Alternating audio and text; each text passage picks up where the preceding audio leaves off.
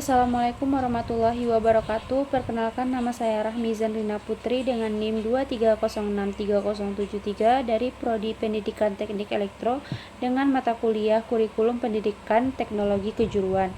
Baiklah, di sini saya akan mempresentasikan modul ajar alat ukur dan alat uji listrik. Masuk kepada materi yang pertama, yaitu tujuan pembelajaran, yang mana peserta didik harus mampu memahami konsep alat ukur. Selanjutnya, mengklarifikasikan jenis alat ukur dan alat uji elektronika dengan fungsinya, lalu menggunakan alat ukur dan alat uji elektronika pada suatu rangkaian sesuai dengan fungsinya, dan dapat menganalisis hasil pengukuran dan pengujian kelistrikan, serta memberikan kesimpulan atas hasil pengukuran dan pengujian kelistrikan. Pada pertemuan pertama, sebagai seorang guru harus memberikan peserta didik pemaparan secara umum tentang pengetahuan alat ukur listrik, elektronika, dan instrumentasi. Guru menyampaikan pertanyaan pemantik, dan guru harus membagi peserta didik menjadi beberapa kelompok, dan peserta didik berdiskusi dalam kelompok untuk menentukan jenis sambungan apa saja yang akan dibuat. Dan peserta didik menentukan jadwal pengukuran besaran listrik menggunakan avometer.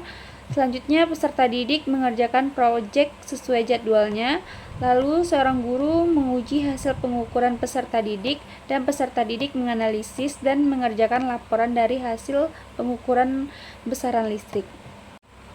Pada pertemuan yang kedua, guru membagi peserta didik lagi menjadi beberapa kelompok. Peserta didik berdiskusi dalam kelompok untuk menentukan jenis sambungan apa saja yang akan dibuat, lalu peserta didik mengerjakan proyek sesuai jadwalnya. Selanjutnya, guru akan menguji hasil pengukuran peserta didik, dan peserta didik menganalisis dan mengerjakan laporan dari hasil pengukuran besaran listrik. Selanjutnya, peserta didik mengkomunikasikan kendala yang dihadapi selama mengerjakan, dan peserta didik berhak mendapatkan menerima apresiasi dan motivasi dari guru.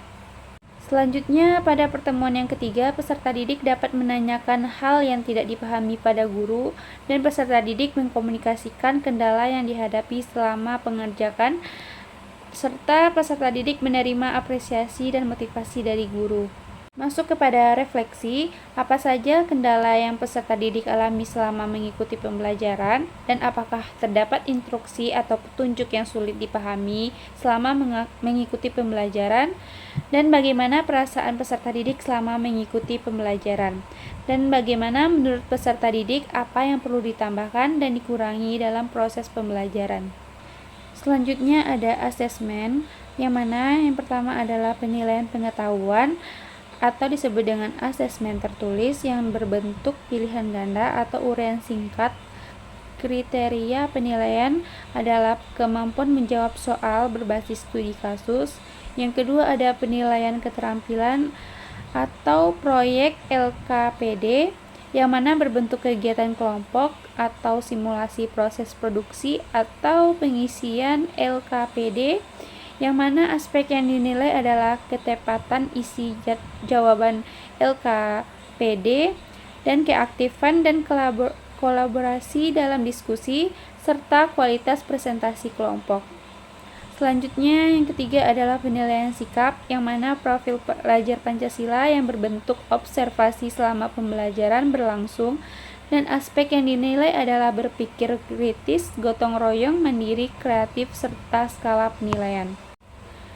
Baiklah, hanya itu yang dapat saya sampaikan dalam modul ajar ini. Semoga ilmunya dapat bermanfaat bagi teman-teman semua. Saya akhiri, wabillahi taufiq walhidayah. Wassalamualaikum warahmatullahi wabarakatuh.